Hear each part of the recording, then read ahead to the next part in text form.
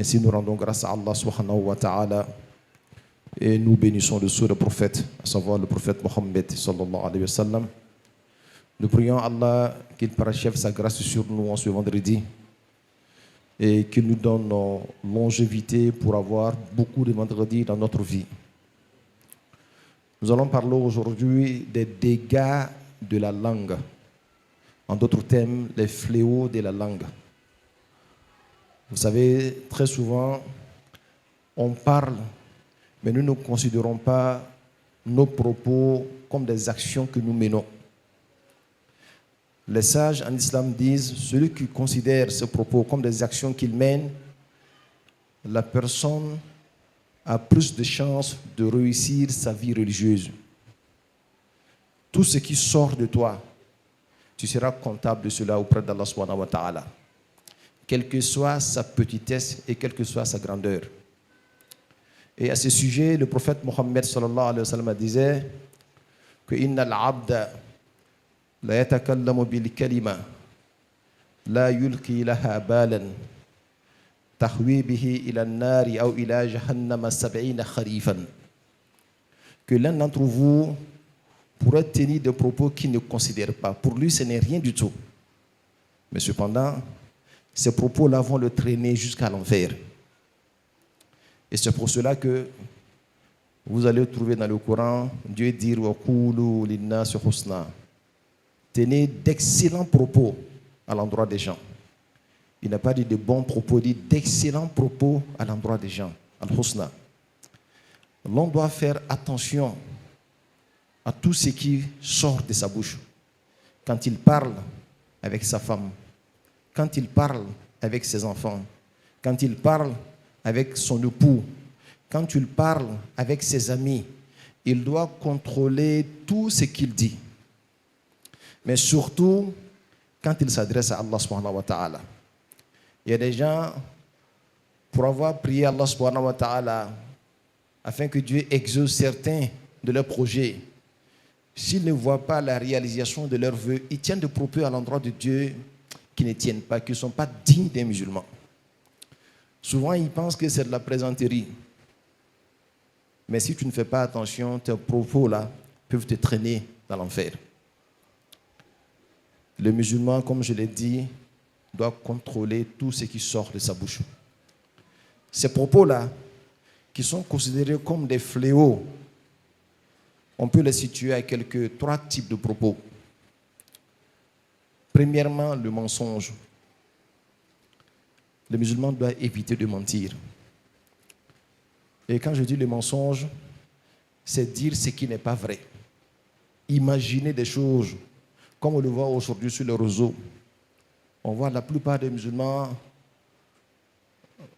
se donner du plaisir à parler de la politique, critiquer des politiciens que vous ne connaissez même pas.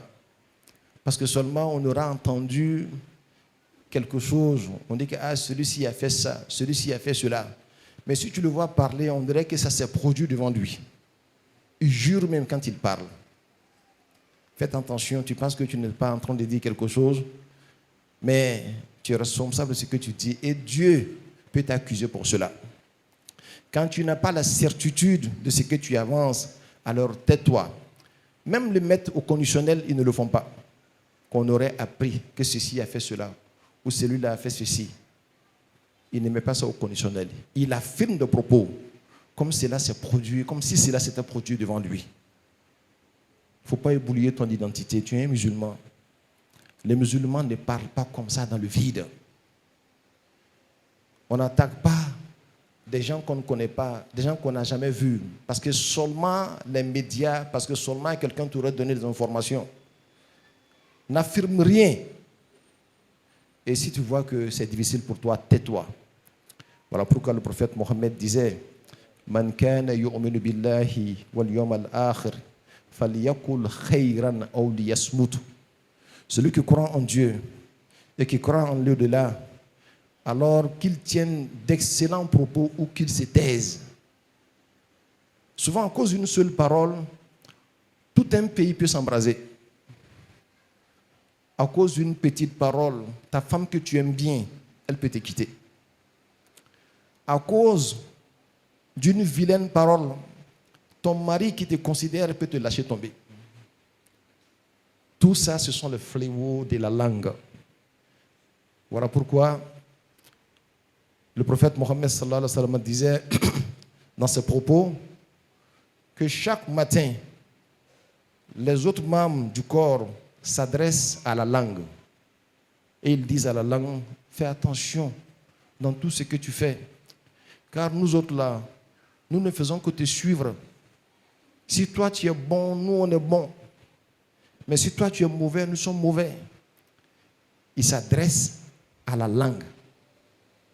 Vous voyez, c'est une petite boule de chair. Mais son dégât, il est incommensurable. Faisons beaucoup attention. Faisons beaucoup attention.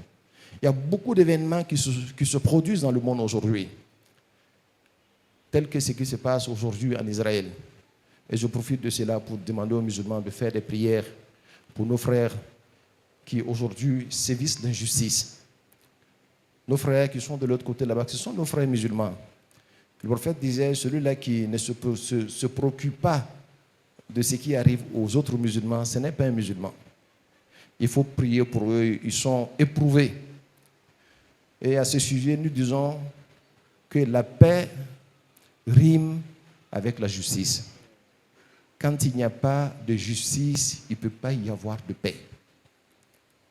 Et on prie Allah subhanahu wa ta'ala qu'il y ait la paix. Pas seulement là-bas, mais partout dans le monde. Vous regardez, vous verrez en Syrie, en Libye, au Liban, pratiquement dans tous ces pays arabes-là, jusqu'à chez nous ici, il n'y a pas la paix. Et quand vous chercherez pour savoir la cause, ce n'est rien d'autre que l'injustice. Quand il y a l'injustice, il y a forcément la guerre. Nous prions Allah subhanahu wa ta'ala qu'il y ait plus de justice, afin qu'il y ait plus de paix. Mais tu ne vas pas aller rentrer dans ces propos-là, parce que quelqu'un a fait un poste. Toi, tu viens parler de ça comme si tu avais bien compris et maîtrisé la situation. On voit même certains imams, quand ils parlent, tu sens qu'ils ne maîtrisent pas le sujet. Mais ils veulent seulement parler. Ils veulent dire quelque chose. Et très souvent même, ils mentent parce qu'ils ne comprennent pas la situation. Le musulman fait attention. Il fait beaucoup attention, surtout aux dégâts de la langue. Les hommes qui sont autour de toi, ceux avec qui tu vis, purifie ta langue. Certains compagnons du prophète Mohammed sallallahu alayhi wa sallam, ils restaient à la maison pendant une semaine, ils ne parlaient pas, dans le seul but de purifier leur langue. Nous, aujourd'hui, nous sommes pressés. Même quand il n'y a pas de propos à tenir, nous-mêmes, on en imagine, on crée des propos. On veut forcément dire quelque chose. Les Arabes disent Wazinil kalama iza natakta wala takun sarsaratan fi kulli nadin takhtubu. Il dit, médite bien ce que tu vas dire avant de parler. Et ne sois pas le bavard qui tient un discours partout. Ne sois pas le bavard qui tient un discours partout. Quand tu parles trop, ta valeur diminue. Et on dit Al-mar'u mahbounun tahta lisanihi. Mahma takallama urifa. Tout être humain, sa personnalité est cachée derrière sa langue. Quand tu ouvres ta bouche automatiquement, même ceux qui te respectaient avant sauront si tu es digne de respect ou si tu n'es pas digne de respect. Lisanuka asaduka in lam tahzar minhu akalaka. Ta langue est comme ton lion avec lequel tu vis. Si tu ne fais pas attention, ce lion-là va te dévorer toi-même. Donc faisons beaucoup attention. Que Dieu nous donne la bonne compréhension.